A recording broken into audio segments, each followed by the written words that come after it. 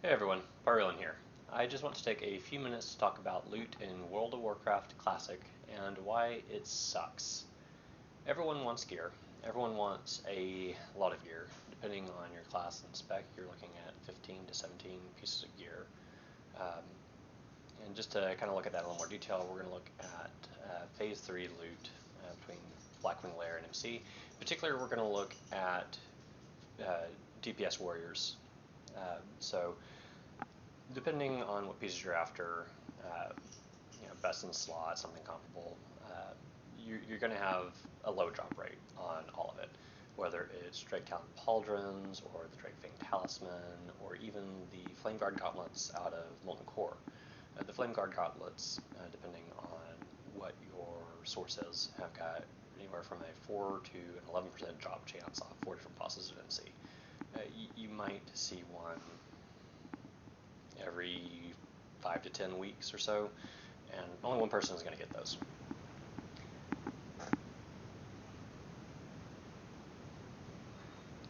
So let's talk about the Head of Onyxia. It's got a 100% drop chance. So for all these items, it's going to drop every week. For DPS, for melee DPS, you're going to want the Onyxia Tooth Pendant. Casters are going to get a ring out of it. Tanks have the option of the neck or a trinket out of it.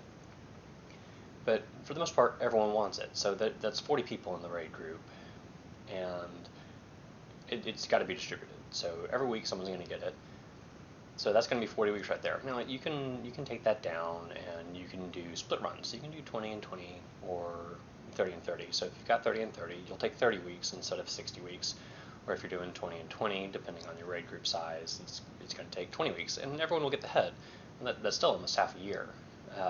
For one of the harder items, let's talk about the Drake Talon Pauldrons. A raid group can expect to see one Drake Talon Pauldron every 6 weeks. Some groups are going to be luckier, some are going to be less fortunate, but it's still going to take a long time for everyone to get those. And to switch over to weapons, we've got the Chromatically Tempered Sword that drops off of Chromagus. The Chromatically Tempered Sword has a just over 8% drop chance, and there are 18 people that want it. You're going to see one every 11 weeks. So for everyone who wants it to get it, is going to take 198 weeks of raiding Blackwing Lair. Almost 4 years. That is the average time it will take that we will have seen it 18 times. It could take us longer, it could take us shorter, but the point is, we're probably not raiding Blackwing Lair in 4 years.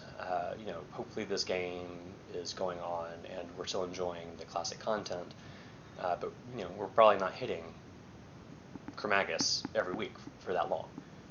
Hopefully we're enjoying Naxxramas, Ahn'Qiraj, or maybe even Blizzard's gone and released Burning Crusade Classic, and we're enjoying Karazhan and Gruul Slayer. But that's just for the one item, Chromatically Tempered Sword. To get every single item, you've got drop chances from 4% to 10% to 20%. 20% is one of the best drop chances outside of the Nyxia's head. That's the Brutality Blade off of Gar.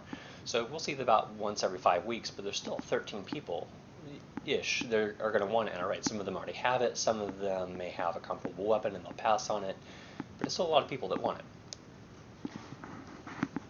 So all that said, there's a lot of focus on weapons and people saving their spot in Suicide Kings for a weapon and passing on a lot of really good gear. So I want to continue to talk about why weapons really aren't that important. And it's not to say that weapons aren't good. Weapons are still the biggest single item upgrade you can get. But passing on other gear to maybe get a weapon just doesn't make sense. Let's talk about a Fury Warrior named Bob. We're going to talk about Bob and Alice. Alice is an off-tank. Bob is a dual-wield Fury Warrior. Let's say that Bob is just sitting on some pre-raid best in slot. In particular, we know he's got Myrmidon's Signet and Dalaran's Sacred Charge. And Bob is running Blackwing Lair with us, and we have just killed Flamecore, and Circle of Applied Force has dropped.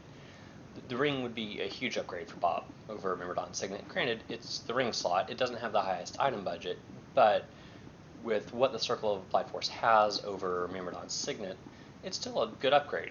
Bob's going to get a little bit of attack power, he's going to get almost a full percent of critical strike, he's going to get some armor, some dodge, lose a little bit of HP, but overall his survivability is about the same, and he's getting some damage upgrades.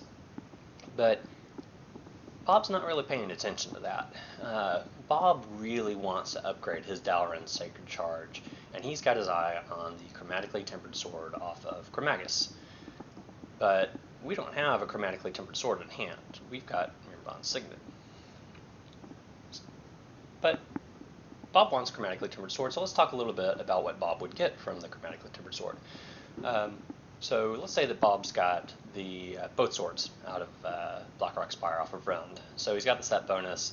So Bob will lose a little bit of attack power there. So losing about 2.25 DPS off his paper doll. But in return, Bob's getting about 17 weapon DPS just from the white damage.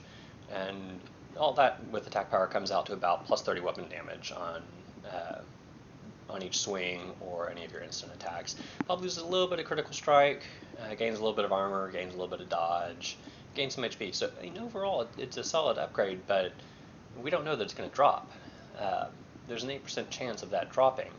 And if we look at the expected value from that sword, so it's going to be about a 15 paper doll DPS increase.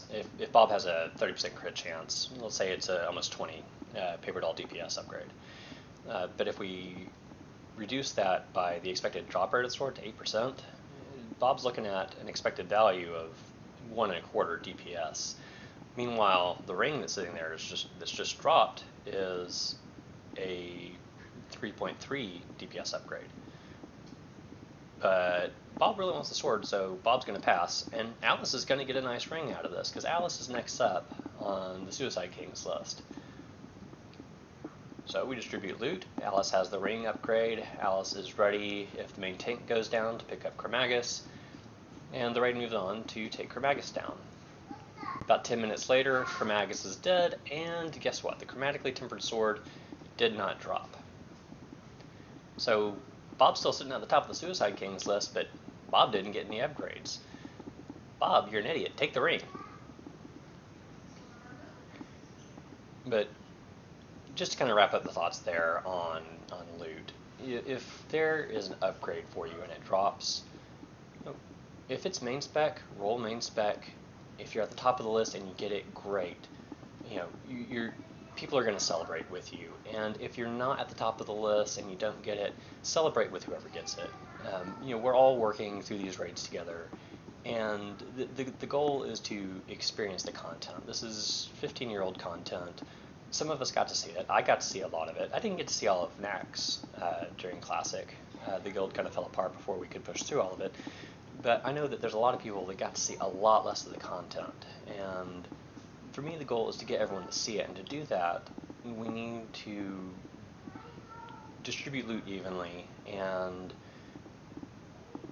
kind of keep everyone moving forward together. If we've got one person that's really well geared out on DPS, great, but if Velestras turns around and kills them, that's a huge DPS loss. So the point is, celebrate with the people who win gear, celebrate their upgrades, celebrate their improvements with them.